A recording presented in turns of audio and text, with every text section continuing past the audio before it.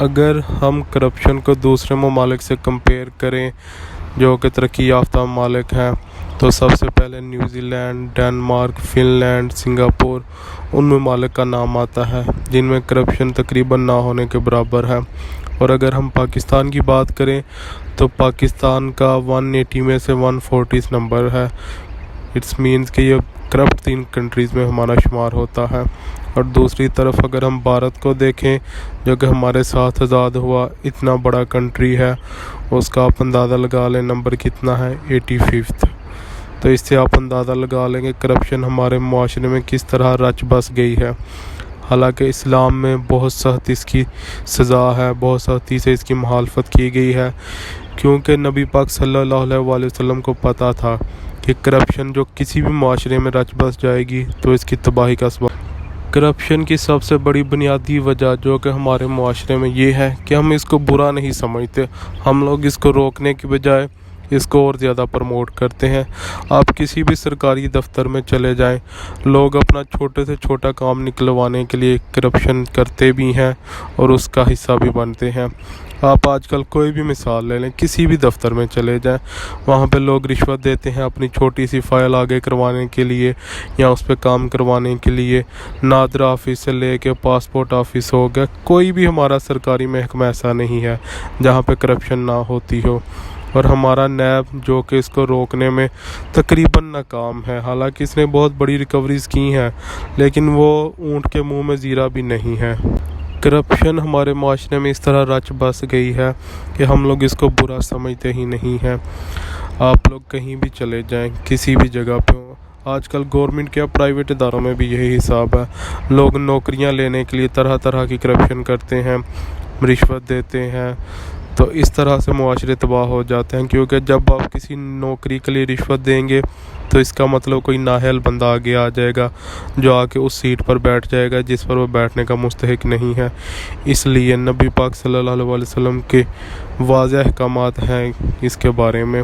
اسی لیے اسلام میں ہے کہ رشوت دینے والا اور رشوت لینے والا دونوں جہنمی ہے۔ اس لیے ہمیں سوچنا ہوگا کہ ہم جانے یا انجانے میں یہ گناہ نہیں کر رہے اور ہم اس سے کس طرح سے بچ سکتے ہیں۔ اس سے بچنے کا بہت ہی سادہ طریقہ ہے، ہمیں خود اپنے گریبان میں جھانکنا ہوگا اور خود سے کرپشن کو روکنے کے لیے عملی کام کرنے ہوں گے۔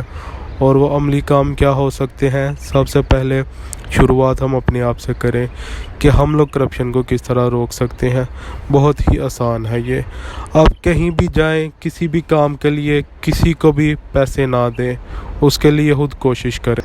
جب آپ خود سے کوشش کریں گے کسی کام کو کرنے کی، یقیناً آپ کو مشکلات پیش آئیں گی، اور ان مشکلات کی وجہ بھی یہ ہے کیونکہ کرپشن ہماری اندر جڑوں تک گھس گئی ہے۔ ہمیں کوئی چھوٹا سا کام کروانے کے لیے بھی پیسے دینے پڑتے ہیں، حالانکہ آپ ایک نادرا کا شناختی کارڈ بنوانے کے لیے جو کہ آپ کا ایک آئینی اور قانونی حق ہے، ایک پاسپورٹ بنوانے کے لیے بھی پیسے دینے پڑتے ہیں۔ اگر آپ کا کام نہ ہو، آپ کا جان بوجھ کر کوئی مسئلہ نکال دیں گے تاکہ آپ ان کو رشوت دیں، تو اب کرنا کیا ہوگا؟ ہمیں یہ کرنا ہوگا کہ اپنے حق کے لیے کھڑے ہو جائیں۔ اگر کوئی آپ سے رشوت مانگتا ہے تو اس کو بولیں کہ میں یہ کام نہیں کروں گا، اپنے حق کے لیے کھڑے ہوں۔ اس کے لیے تھوڑی مشکل پیش آئیں گی، لیکن جب آپ اپنے حق کے لیے کھڑے ہوں گے تو انشاءاللہ اللہ الحق ہے، وہ آپ کے لیے کوئی نہ کوئی رستہ بنائے گا، آپ کو اس مشکل سے بھی نکالے گا اور آپ کو اس کا انعام بھی عطا کرے گا، کیونکہ اللہ پاک کا وعدہ ہے کہ مشکل کے ساتھ آسانی ہے۔ اور جب آپ اپنے حق کے لیے کھڑے ہوتے ہیں تو اسی طرح قومیں بنتی ہیں۔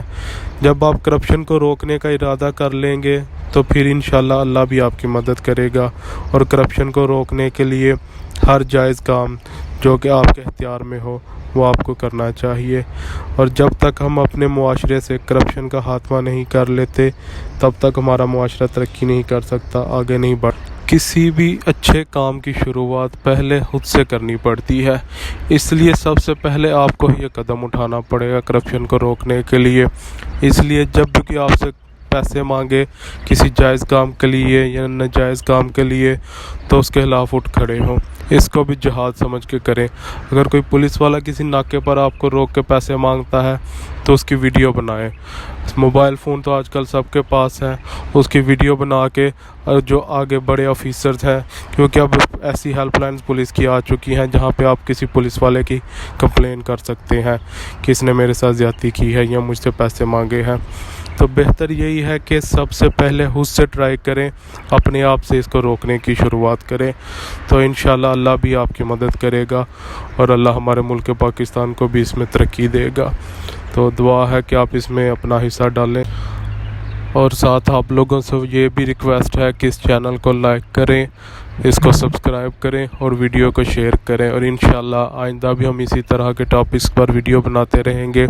اور اگر آپ کسی ٹاپک پر ویڈیو بنوانا چاہتے ہیں تو نیچے کمنٹ میں میسج کر کے ہمیں بتائیں، اور انشاءاللہ ہم اس کا رپلائی کریں گے اور اس پر ویڈیو بنائیں گے اور اپنے ریویوز دیں گے، جو کہ آپ کو مایوس نہیں کریں گے، اور آپ کے ریویوز اور آپ کی بات ہم سنیں گے۔